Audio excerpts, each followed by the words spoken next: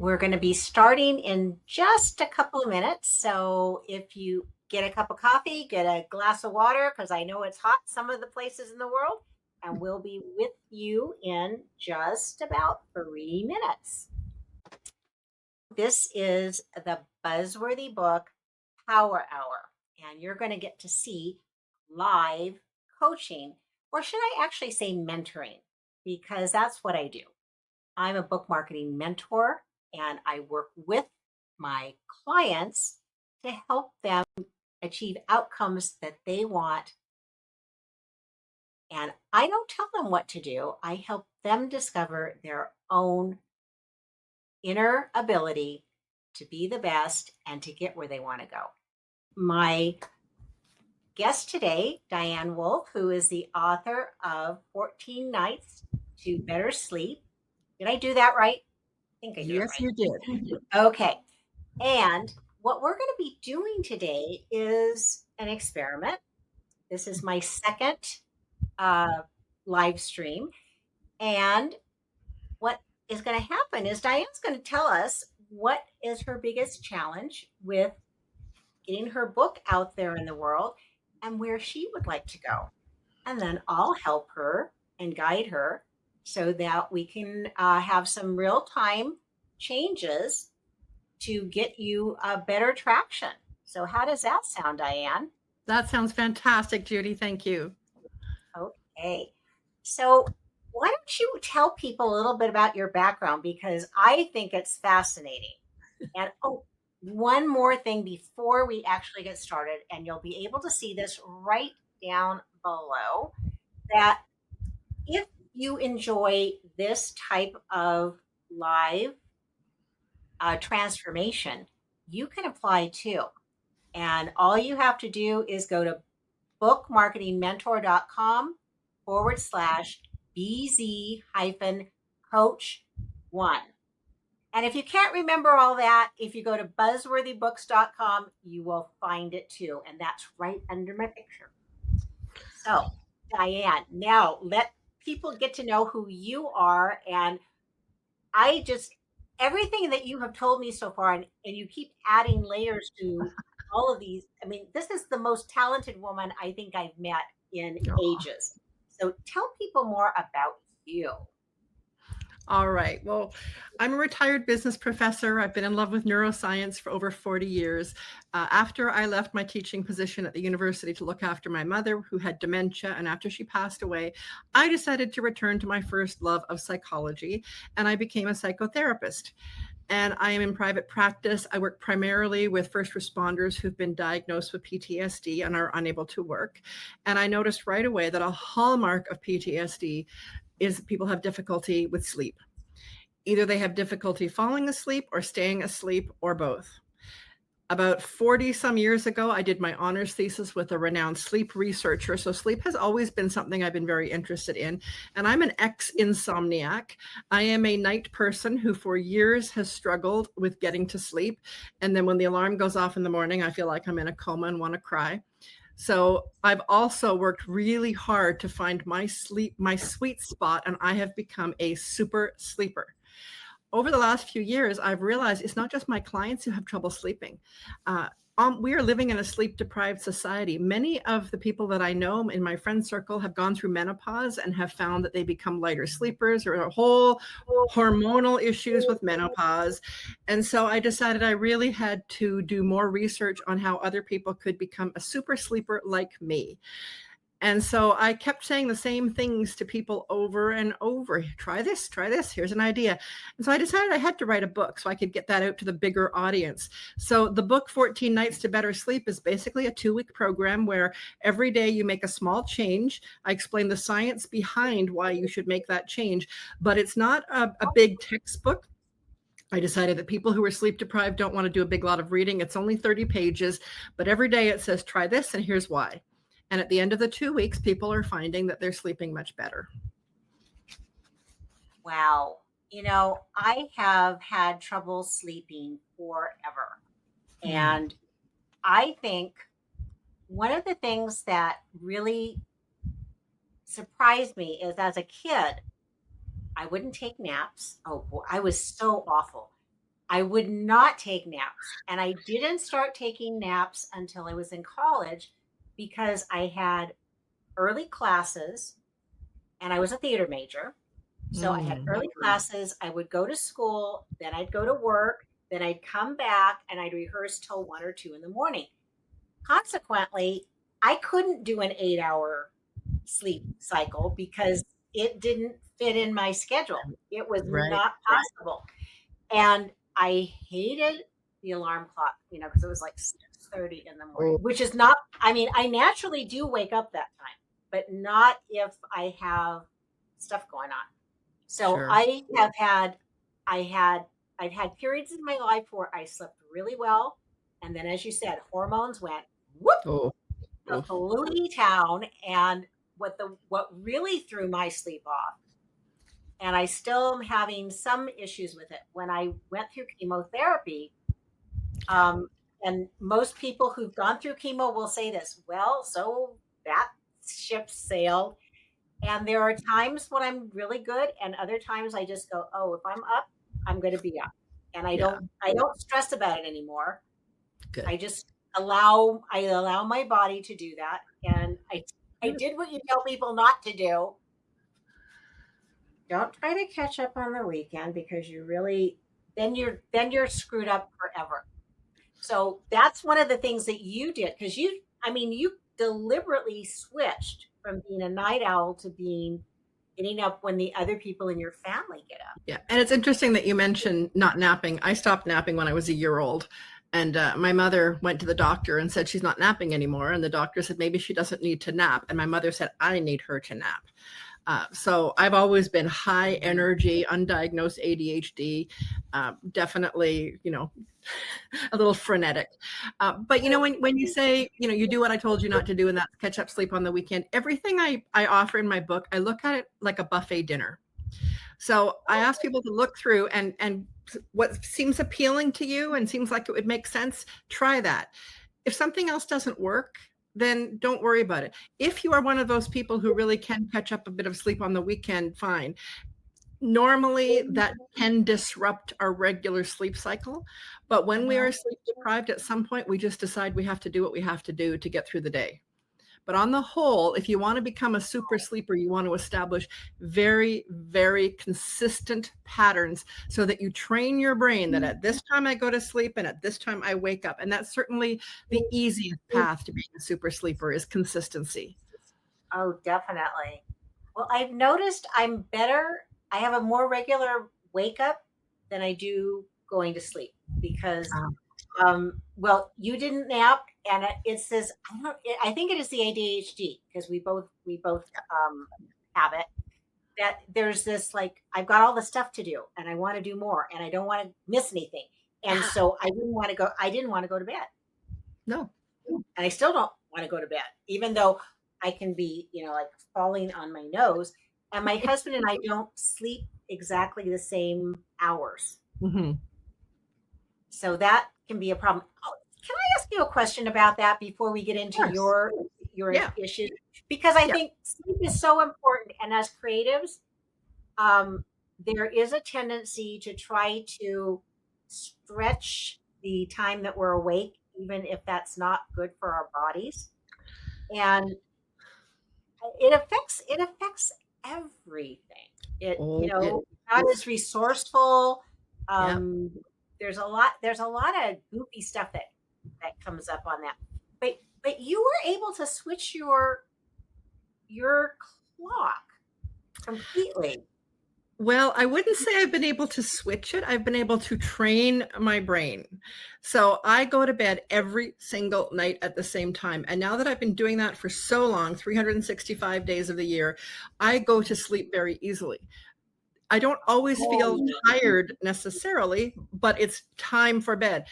I think because I'm still a night person by nature, if I were to say, I'll just wait until I feel tired, some nights it might be 11 or 12, but that'll mess up my schedule. So yeah. regardless of how I feel, I go to bed between 9:30 and 10 every single night. And I listen to my audiobook for 15 or 20 minutes, and that just puts me right out. So Yeah. if I wasn't tired when I went to bed, when I climb into bed and it's the same time every night and I put in my earbuds, my body goes, oh, we know what to do. It's time to go to sleep. I don't think you change your internal circadian rhythms. If you once a night person, always a night person, but Yeah. I always get up at 7 o'clock, 365 days of the year, never sleeping in, which Yeah. means by 7 o'clock, I'm ready to get up because I've had enough sleep. And then by 10 o'clock at night, I'm ready to go to sleep because I've been awake long enough. Oh, well, see, that makes sense. But there's something that has been coming up, and some people might think it's controversial.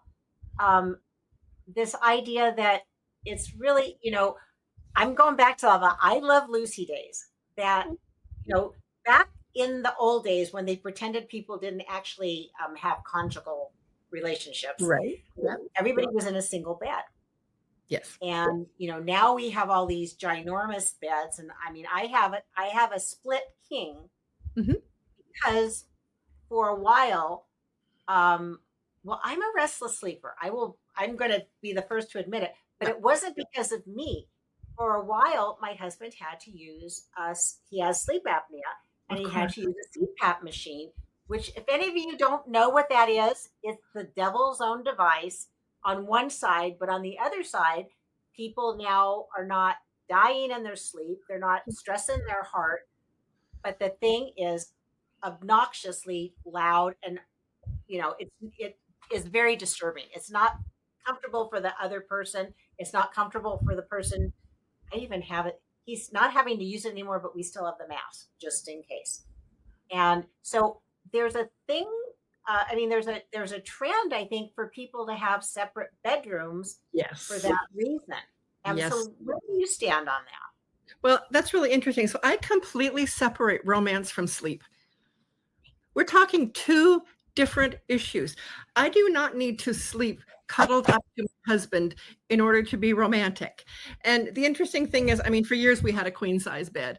And I Yeah, noticed we lived in Europe, and in Europe they have two single beds, often pushed together, but they right. don't have queen size beds. And I remember initially thinking that wasn't very romantic. But my mother, who is German, always had two single beds.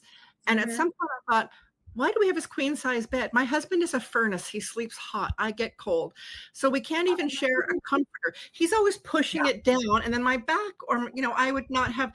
So at some point, maybe 15, 20 years ago, we got two single beds, saved my yeah. marriage, best thing ever. So Oh yeah, gosh. but if we Okay. separate our feeling from, if I'm not sleeping in the same bed with my husband, it means our marriage is in trouble. Where did you get that idea? Right? I think Separate from the from, movies. I think oh, from the from the movies. movies. My doctor has said it. Not just one doctor, several doctors said the exact same thing. And those of you who sleep really well already have discovered this, but there's still this reluctance to give into that. Now, your book is pretty universal. So where's the challenge that you're having in getting it into the hands of people who need to read it? Well, I think the marketing, and that's where you come in, right? That's your area of expertise. I mean, it's on Kindle, it's available. But now what? I put it out there, and I love what Robbie Samuel said in his recent book about, book marketing is like a triathlon. And I think he said writing it is the swim part, and the bike part is sort of, the processing and producing it. But we can't forget about the running part, which is the third part of a triathlon. And that's all the marketing. And I laughed because I thought, okay, I've got the swim bike done. I haven't Well, done and two, and then you hit a health issue on top of it, and there wasn't any more gas in the tank. no. So I mean, now you're recovering from that. But what happens when you think about marketing? Tell me what goes through your head. Is there, like, just describe your relationship with marketing? Okay. So I used to be a business professor, so I have intellectual knowledge about marketing, but I'm also a procrastinating perfectionist. And so I probably think, yeah, I'll do that someday. Yeah, I'll get to that. Yeah, I might deal with that. But again, like you mentioned about having so many things to do, it's not like I ever sit down and go, oh no, my to-do list is all done. What will I do with myself? So it's just really easy to prioritize everything else that I do. And I think if I had a really clear plan, I like step-by-step plan. If you said, do this and then do this and do this, I'm good with formulas. I have a science background, right? I'm really good with clear formulas. I'm not good with the creative, think it all up and imagine stuff. That's not me. Well, that's what this does. My Mm, Buzzworthy Book Attraction Planner, it takes you step by step. And you're absolutely right. I look at marketing. Now, I'm going to give you a way to think about it that let me see if this resonates with you. okay. You cook. You don't cook, you might not cook a lot, but you do cook. Yes, I can And cook. when you think about cooking and you want to make something and you don't know how to do it, what would you do? In the olden days, I would open up one of my myriad of cookbooks because I love to collect and read cookbooks, even though I don't like cooking. Now I Yeah. would just Google the recipe on Recipe Pro. Okay. So you did look at a recipe. So that's the Oh, thing that I oh, want you to think about. absolutely. So Yes. it is a recipe. If you think about it, that marketing, you have a recipe for marketing, and you mentioned something else. You said you don't have a plan yet, and that there's all these other things going on. So if you think of marketing, it's a recipe. So you need to find out what are the ingredients I need, how long is it going to take, and what do I feel like eating today Mm, so that you're choosing the recipe that you actually want to enjoy. right. And the enjoy part is critical, in my opinion. It is absolutely critical. If you pick a recipe, because we know there are all these bro marketers out there who tell you to do things that I will never endorse. So that isn't fun. That you, I mean, I can see on your face, you're not going to do that. I'm not going to do that. But if you pick things that you have an affinity for that feel good to you, just like any habit, with your sleep habit, in fact, that you're more likely to repeat that than if you don't. That sound good to you? That makes sense. I'm laughing as you say that because I'm thinking of cooking and I might look up a recipe with all these great vegetables because I love to eat vegetables, but I hate to chop vegetables, so they'll just rot in my fridge. Oh, well, I've got, okay. Some people know this and some people don't. So I am a recipe hacker and I have been since I was about 9 years old. I can deconstruct anything that I taste. If I go and I taste a meal, I'll figure it out. I can go home and make it if I want to. Yeah. I don't always, but like there used to be, there was a soup restaurant in San Francisco called, and I'd go in there and they'd have a soup and I go, oh, I know what went in that. And I'd go home and I'd make it. It wasn't rocket science. And it was before we had the internet. So I would really, I might not have the cookbook, but I could figure out what the pieces were. And that's kind of the same thing with marketing. If you like the way something feels or the way something Mhm. tastes Mhm. or that it makes your brain feel, you'll do more of it. Mhm. And as a neuroscience expert, you know that our brains are, and because we're neurospicy too, Yes. if you can give yourself that little hit of dopamine, whoa, suddenly you can say, okay, so this is what I, if you got to do one, tell me one thing. If you could see where you want to go, just give me your blue sky. I would be so excited if my book did X. Tell me what that would be. I guess if my book got me more speaking engagement so that I could reach a wider audience. Okay. So now let's see. We're here now. And by the way, Diane is a world-class speaker. She is an incredible presenter, Oh, but she wants to do more of that. And she wants her book to be the vehicle that does that. yeah. So if you picture that as where we want to go, what would be the steps that would help you get there?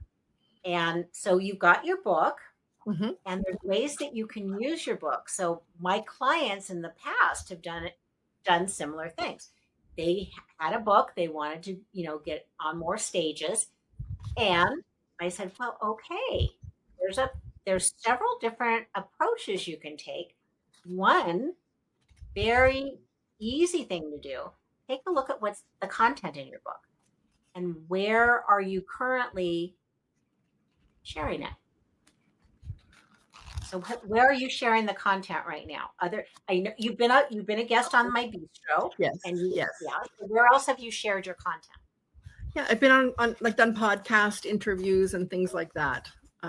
So Okay. yeah, I have been out speaking about it, but I haven't done a lot of social media stuff. Again, lack of time. It's lower on my priority list because I'm really busy.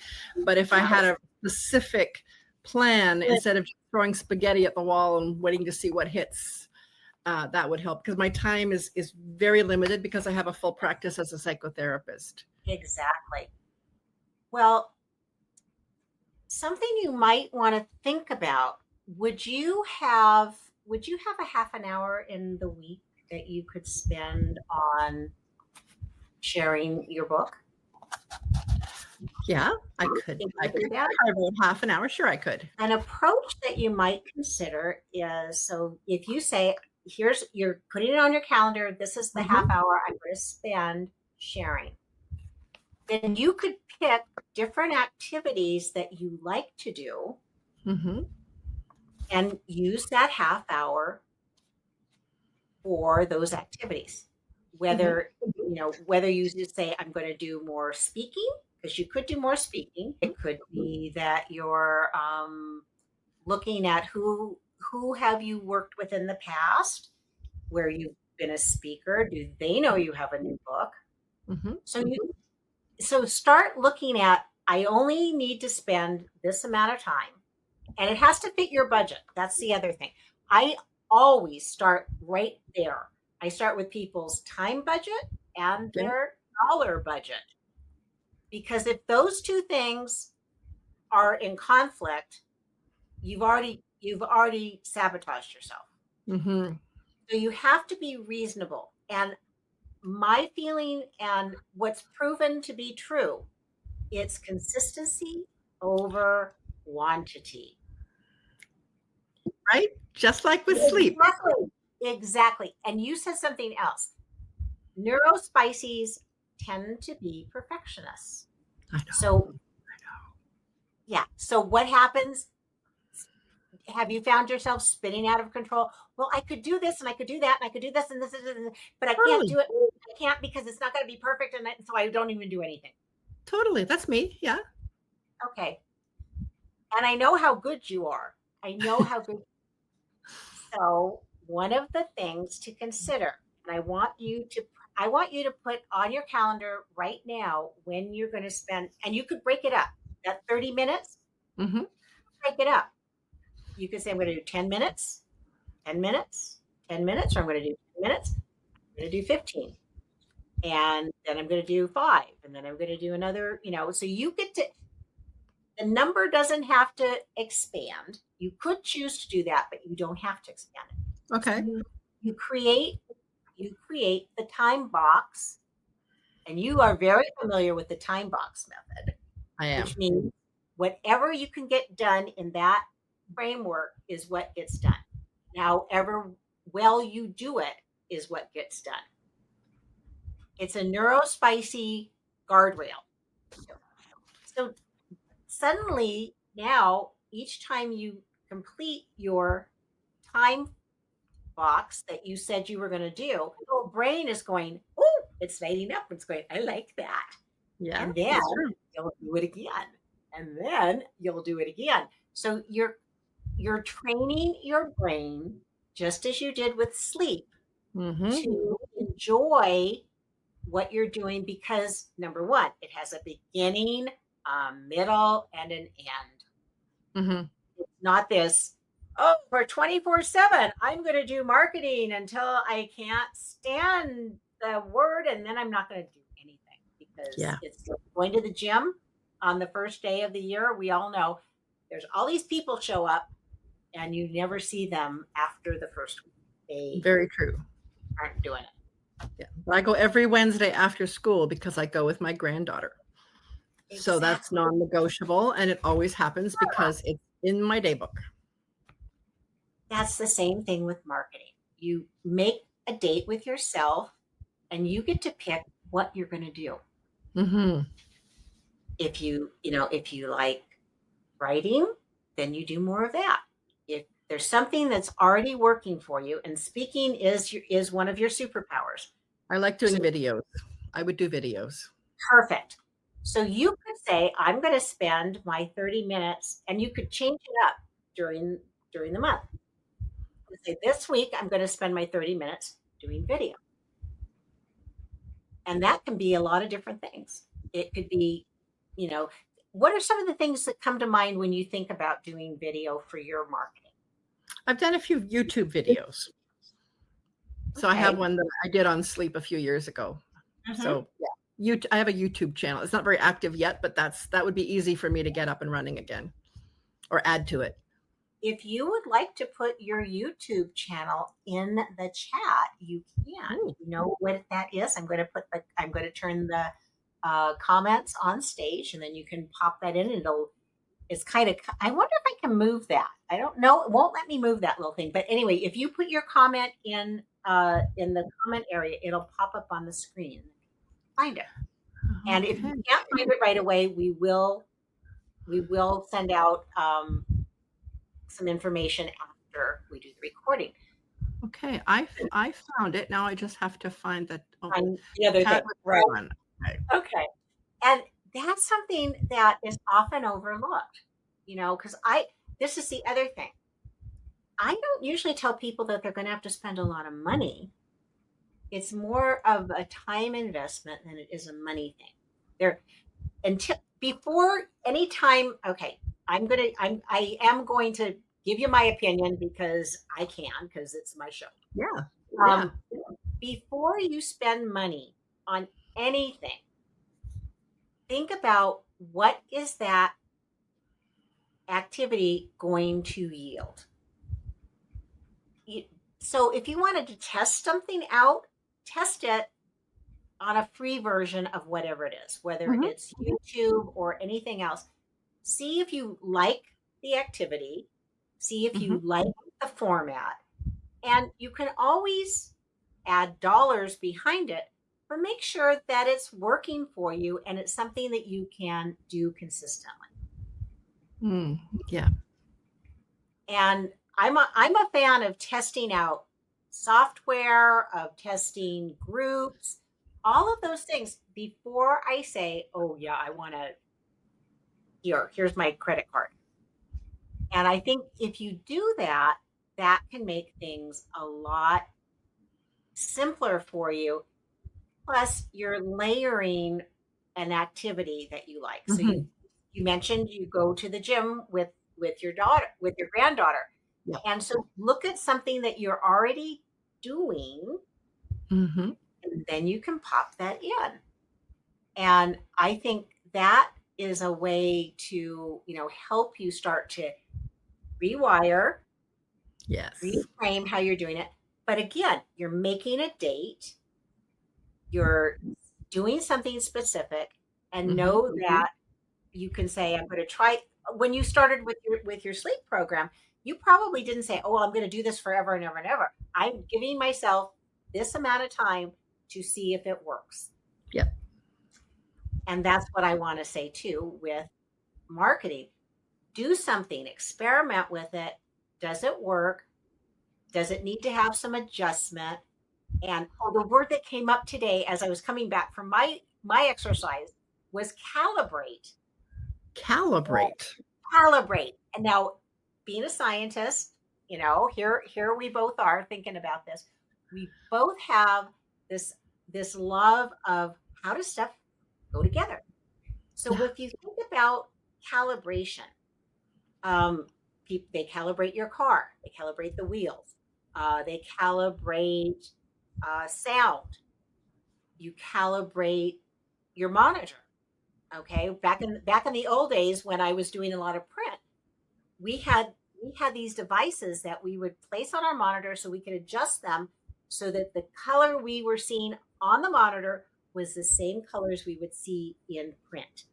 Oh, Now wow. that's not, there's still places where they do that, but that's not quite the rage as it was then.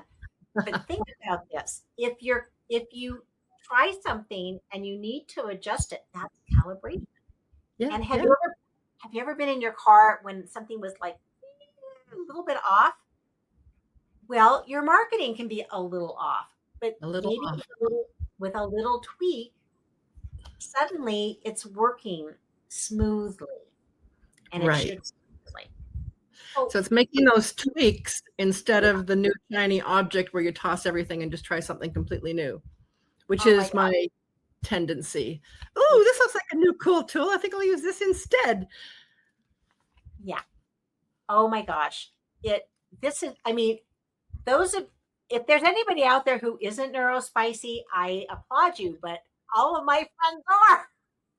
And so we kind of get together and say, okay, so what did you find that's helping you not play squirrel? Yeah. I often Yeah. feel like I have to put blinders on like a horse. You know, the horse has the blind, like I often say to Yes. myself, okay, Diane, just focus. You're doing this one thing right now. Just focus. There is actually, and I cannot remember the name of it, there is a tablet that I know that a couple people in this world use. Rachel Heron is one of them because she said, I have to. If I have if I have access to any of my social feeds or my students, Mhm. I'm doing that instead of writing. So there's ways you can set up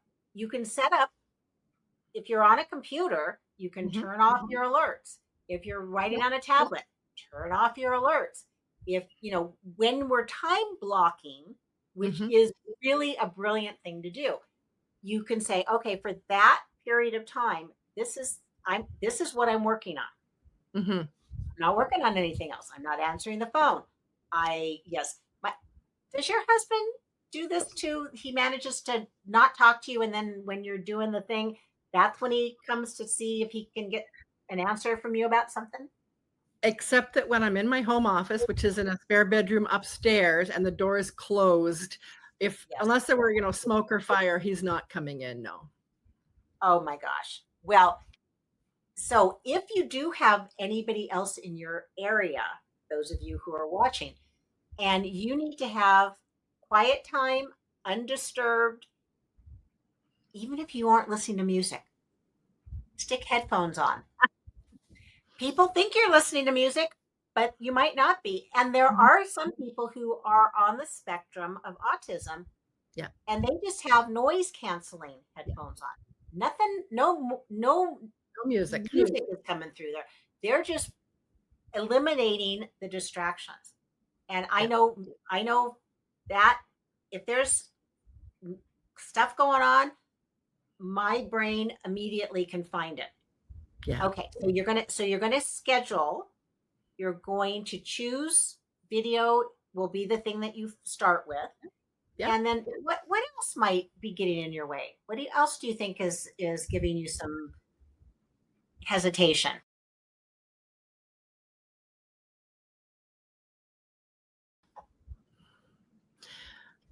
I think it's because I'm always waiting for the perfect time when I have a huge big block of hours and I never do. I don't mind focusing for 3 like, once I get really, really focused, I can stay focused, but I keep thinking, yeah, as soon as I have a 3 or 4 hour block of time, I'll get a Mhm. lot done, but that time doesn't come. No, it does not. And I very much the same. Um, and you know what? I have friends who've written books in very small bursts. My friend Mhm. Amber Yeah. Starfire, she's now written two or three memoirs. I know she's done at least two. And she did it while she was working full time, single parent. And she said, okay, I've got 15 minutes. And so she wrote a page, and that was good enough. But because she did that every single day, by Wow. the end of the first year, she had her first book out. And then she did it again. And I have other friends who say, I have this much time, and that's what I'm going to be doing. And so when you are allowing yourself not to have to do it in big chunks, but you may choose, there might be a day in the month that you can spend more time. You have permission. I'm giving you permission Yay. to use it the way that you want to. Or maybe if you're learning a new way to use video, you might invest some extra time. It's interesting. I realize that I have 2 master's degrees, so I've written a gazillion papers, and the way I got them all done was if you give me a deadline, then just before the deadline, I will find 7, 8, 9 hours. Now, I won't sacrifice my sleep. I don't stay up all night and write all-nighters. But Right. if a paper's due on Monday, that weekend, nothing else is getting in the way, and I will spend the Saturday and Sunday. I think the problem as an entrepreneur quite often is we don't have externally imposed deadlines. Well, what's a way that you might solve that? If you know that you, as Gretchen Rubin says, there are people who need an external accountability partner. I do have accountability partners. Yes, you're absolutely right. And that has made a world of difference because if I have to meet with my accountability group on, Monday at 3 and let them know what I've done, I make sure I've done it. But yeah, that's a big thing for me. If there's no deadline, it's never done. I always feel like it's not good enough yet. So I work hard at it, but I won't Yes. finish it until I'm forced to. Well, and that's also part of our neurospicy. Yeah, it We is. It have is. we have not everybody has it to the same degree, but there's this thing called time blindness, which Mm, means we think everything is, instantaneous. And oh, it's only going to take me, like today again, I allowed time, I thought, to set some things up sure. for the streaming, and I said, "Oh, this should only take me about half an hour." Hmm. Well, yeah, it didn't just take me half an hour. And I now know I'm going to, and I didn't want to work on it on Sunday because I'd had a full week. Sure. And so, that happens. But now that you and I both know that, that's something that we can choose to, we can make an amendment with that. Hmm. And that's something that is important to recognize if that sounds like you, because it sounds like the two of us as well. Yes, it That, does. yeah, I mean, it just does. That if you know that about yourself, then how can you adjust so that you're getting what you need? So you need an external partner. Hmm. That's also something that I do, and Hmm. that's part of why working with a mentor when you have a project that you're trying to accomplish, but it's not as easy as pie, Hmm. then having somebody where you say, yeah, this is what I'm going to do, and here's when I'm going to get it done. So, I already said, you got to stick it on your calendar. That's number one. You need to know that you're going to only give yourself so much time to work on it, and you can always get better. So you get over that. I have to be perfect. And as you start, I don't know about you, but was there ever a time that you stopped writing or speaking for a period? COVID, I stopped speaking. Yeah, yeah, Okay. there would have been a time. Writing, no, I've always been very creative. I've always got notebooks in every room of the house, and nice pens, and I'm very much paper and pen still. Good Um, for you. so I don't even need electronics. Uh, but yeah, no, just in COVID, all of a sudden we were all hermits. I mean, I was still being a psychotherapist, but I was doing that on Zoom. And Yeah. it's interesting when you mention, appointments. I'm thinking maybe that's why I find it relatively easy as a therapist because I see the same people at the same times every week. Monday morning, I see this person at 9 and this person at 10. I have to be Yeah. ready. Yeah. It's Oh my it's God. You do. And you know what? For This is something else. And this goes with how our brains are wired. That when you have some regularity, it becomes easier because you're not having to think I mean, like I eat the same thing almost every morning for breakfast. I have protein powder in my coffee and a banana because I know I'm going to go exercise, so I've got enough fuel, but I'm Yeah. not having a heavy stomach. But Yeah. because I don't have to think about it, and I always make sure I've got the supplies ready, Yes. Yes. then I can just walk in the kitchen, heat up my coffee because I do cold brew. So I heat up my coffee, I do the thing. I usually empty the dishwasher while my coffee is getting warmed up, Yep. and then I don't have to think about it. Right. And that's why habits are so fundamental Yeah. to having success. Yes, I totally agree. I recommend James Clear's book, Atomic Habits, to everyone. It was life changing. Oh, Small changes. yes. And not only his book, but I've got another one. I have BJ Fogg. Okay. Yeah. Tiny Yeah, habits. Tiny Habits is my favorite. Yeah. I love And what was so funny for me, I would, because I'm in Weight Watchers and I have been since 2017. And I was very, very successful when we were using his principles. And then they switched the program a little bit. And because my brain, not only do I need tiny habits, I also need that new stuff, new stuff, new stuff. And so they haven't changed the program in a while. But you know this about yourself. You Yeah. know that habits help you. You recognize now that setting an appointment with yourself is legit.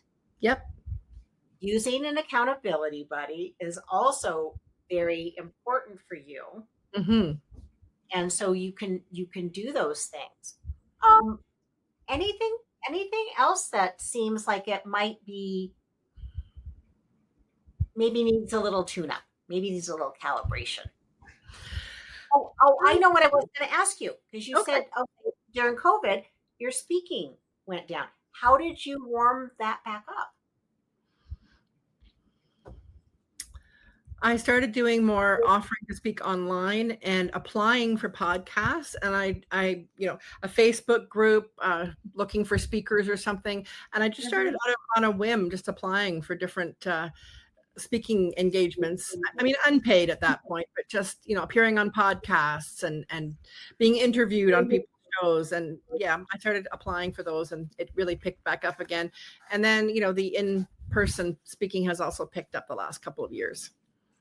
A lot of Do it's you, word of mouth. I live in a fairly small community and I'm well known. So, okay. Do you think that's transferable for getting the word out about your book? oh, probably. Yeah. Aha! Two birds with one stone, my dear, because you are a whole person.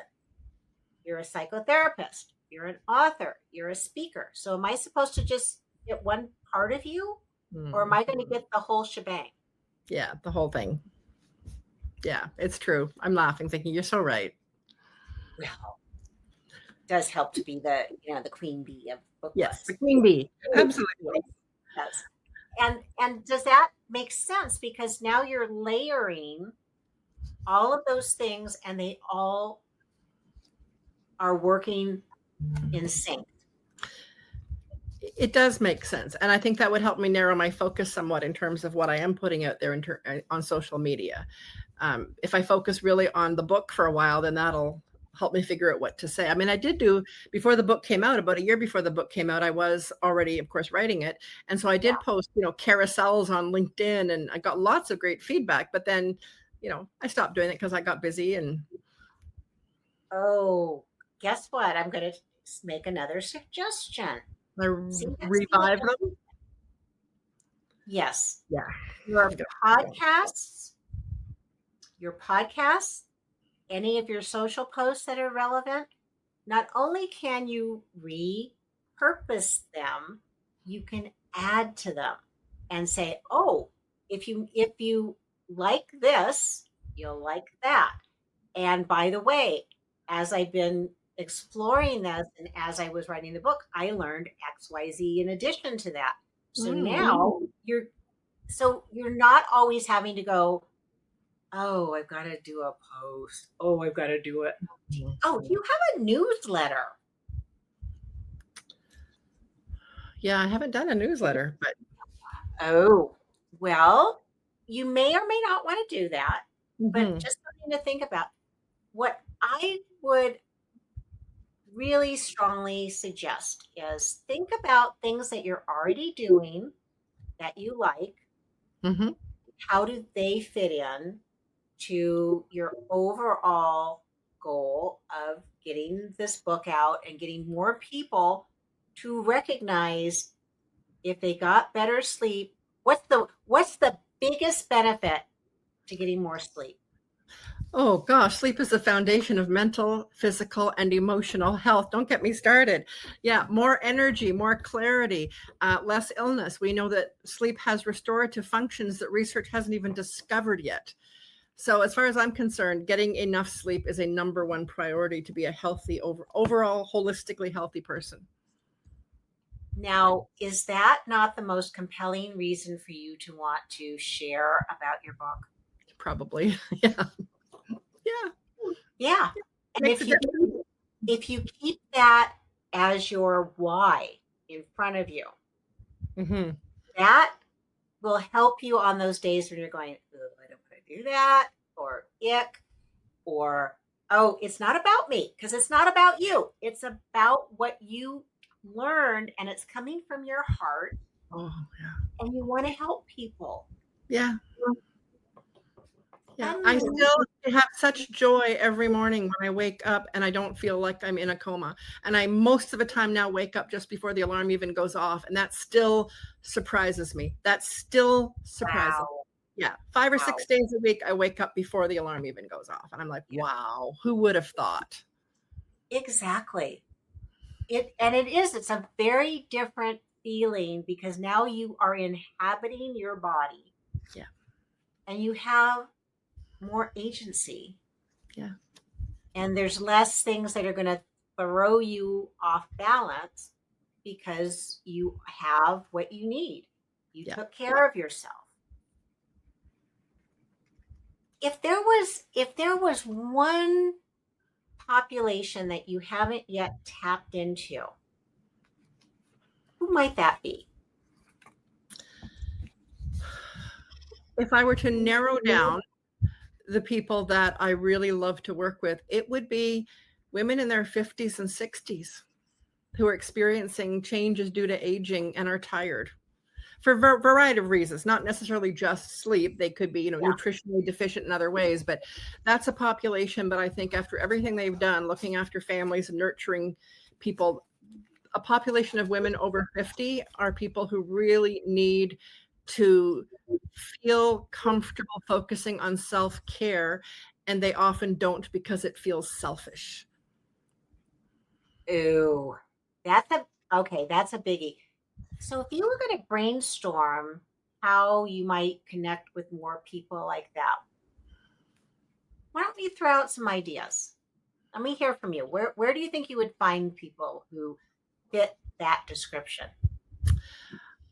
I'm fairly active on LinkedIn, but I think a lot of them are on Facebook because they're looking at pictures of their, grandchildren and stuff. They say the younger generation left Facebook because the old ladies are on it, but I'm thinking, okay, I'm one of those old ladies on it. So yeah. Yeah, I am too. And okay, so Facebook might be somewhere. Where else might you find people who would fit that description? Well, in person, I'm in women's networking groups because business women who join networking groups are often at least 40, if not 50 or older. Mhm. Mhm. And where in your daily life would you encounter people? I'm thinking of a big one that you mentioned earlier. I'm drawing a blank.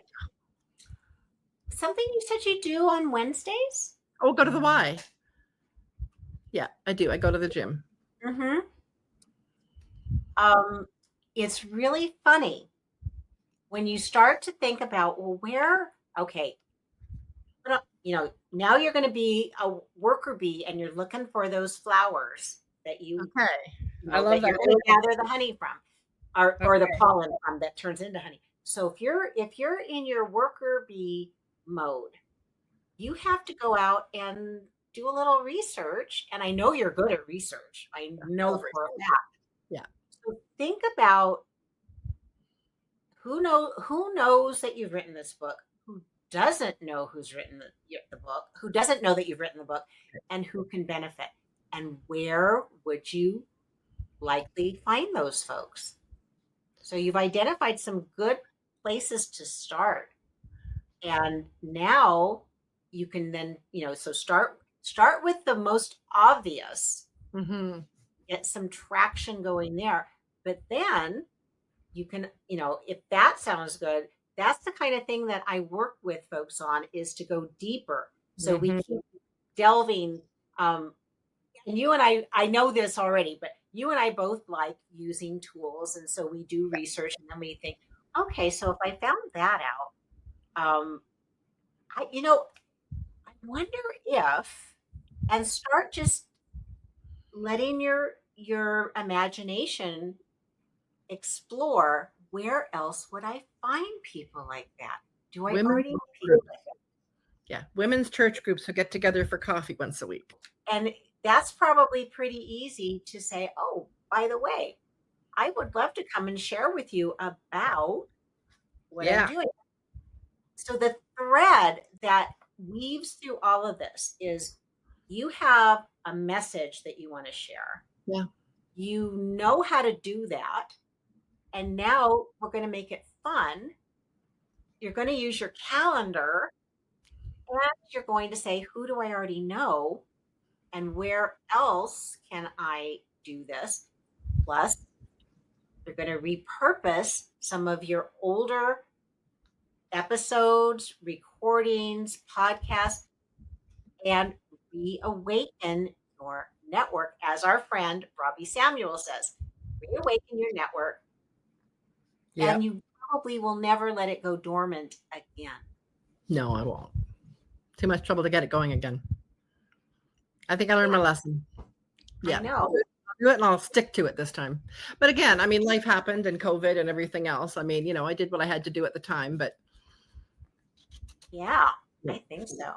So do you feel like you've got some tools now that you can put into place, and that are going to fit into your schedule, into your budget, and also help you grow that awareness that you're so anxious to get out there? Oh, Judy, this has been so helpful. I have an entire page of notes, and I've got little stars beside some of the things like the YouTube videos and calibrating and, Facebook. Yeah. Yeah. Sometimes Oh, it's I just think, overwhelming to think for it's just overwhelming to go, I don't even know where to start. And then you ask me these questions that draw me out, and I'm like, of course, of course. well, I don't you think we get too close to our issues? I mean, you're a psychotherapist. So something that's so obvious to you, I mean, you knew that neurospicy was going on here, and I didn't. But isn't that true, that it's really hard for us to see our own superpowers, and it's also really hard to see our own blind spots? Totally.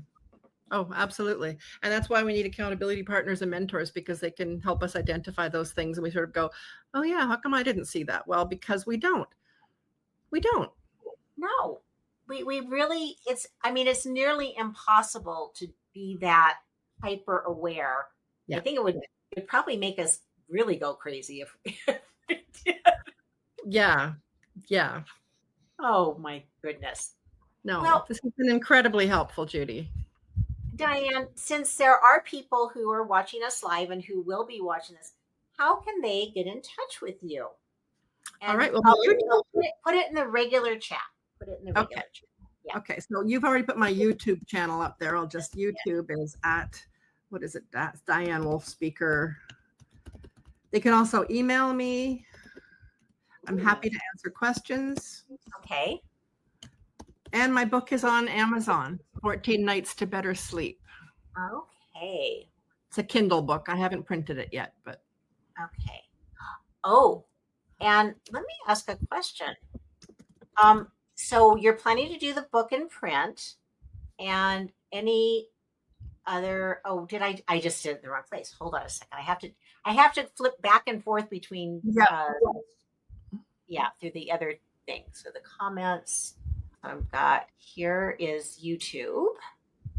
And then let me get over to the private one, and So I did, okay, which ones did I put up there? So I've got You, YouTube and speaker, and now I want to get, oh, the email. I didn't get that in there yet. So yeah, second, you have the link for your book. I probably could find that. Oh, I you use know what? Am- I have it up. I use Amazon.ca, but I know it's also on Amazon.com. Yeah, get the linky doodle for that. Oh, and isn't your book on a special right now? It will be as of June 30th. It's going to be 99 cents. I just have to go in and change the price because I'm joining Robbie's flash book sale thing. Thank you for remembering that. So it'll be on special for 2 weeks at some point. I guess the first 2 weeks of June. July. Absolutely. I don't know. I think you're doing great. Well, I'm doing better than I thought I would. And this is why I didn't drive until I was 29, because I didn't think I could handle all the different parts and pieces. Okay. So if you're looking at this, it's in the comments area. So we've got 14 Nights to Better Sleep book. And I put that in. Okay, I did it. I still did it in the private chat. Okay, let me grab that. Okay. Go to comments. Seems like they should allow. I know we're so Zoomified that Yes, we're thinking, oh, it's just gonna do the I thing. know. Not so much. And let's see, is there one more? Did I get everything or not? No, I think that's good. Okay, that is good.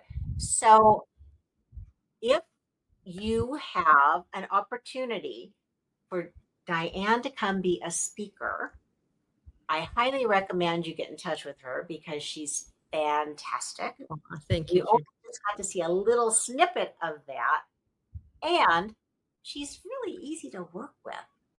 Aw. I mean, that's a bonus. Not all speakers are easy peasy. Some are a little bit of a diva. Men and women can be divas. Mhm. So if you want somebody who is going to show up, do what they say they're going to do, over deliver, Diane is the one you want in the room. And she is really smart. She's compassionate. And I just adore her. She's just been a big asset to my life. And I'm so glad we got to meet each other and work together. It's very Oh, fun. it's been an absolute pleasure. Yes, I'm also delighted that we've been working together and getting to know each other. I think as highly of you as you think of me. So I really appreciate the opportunity to come on and get some coaching today. This has been fabulous.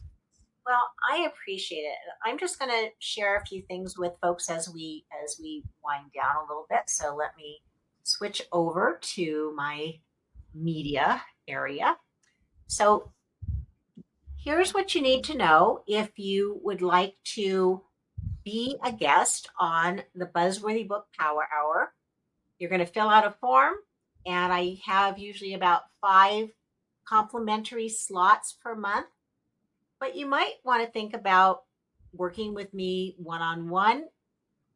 You can come on and be a guest first and then do that. But let's get acquainted and see how I can help you with your book marketing. And you can just scan, take a picture with your phone right over that queen bee. And I also have something else for you that I think you might enjoy that I do every month. And as I said, Diane's been a guest of mine. So the Buzzworthy Book Bistro takes place on the second Monday of the month on Zoom.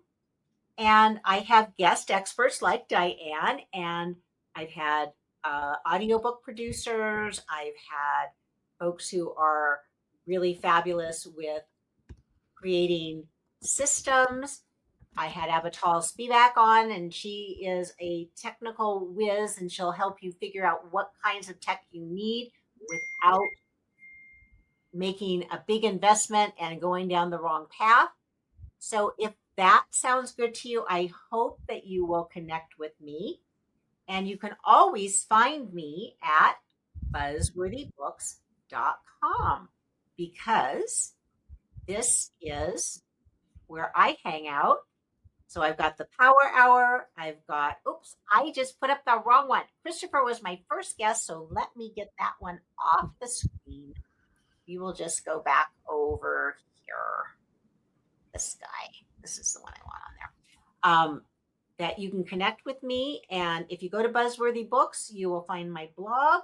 You'll find all the things that I do.